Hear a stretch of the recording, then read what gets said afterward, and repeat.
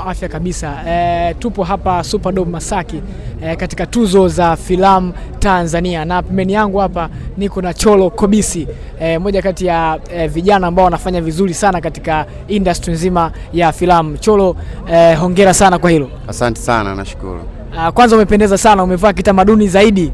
Asante sana. Si unajua sisi wa Afrika, alafu watu wa pwani ndo zetu hizi. Hatutaki shida. Hongera sana. Asante sana. Tuzo za filamu Tanzania zimetolewa leo na zinaendelea kutolewa usiku huu, ukiwa ni miongoni mwa vijana ambao wanafanya vizuri sana katika tasnia hii ya filamu. Unazionaje tuzo kwa ujumla? Tuzo ziko vizuri. Waliopata bahati inshallah wamebahatika. Lakini tu ushauri kwa watu ambao unajua kila mtu anatamani kupata, lakini pia hata ukikosa usivunjike moyo, kwa sababu thamani ya mtu anaijua mtu.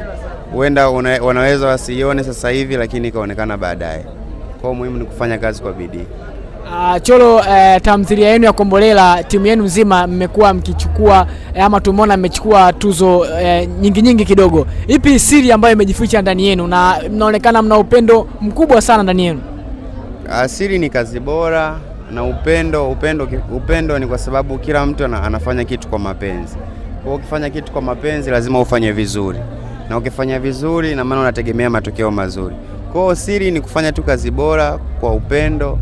Kinachotakiwa ndio kinachofanyika, hiyo ndio siri kubwa. Tunategemea kumwona Cholo akifika wapi? Hapa Tanzania tu ama kuna sehemu ambapo una target kubwa zaidi ya kuweza kufika kama Cholo Kobisi? Kama kuna nje ya dunia, basi natamani kufika nje ya dunia kabisa. Sijui unanielewa. Kwa hiyo nadhani hiyo inajitosheleza jinsi gani nina ndoto kubwa. Hongera sana. Asante sana.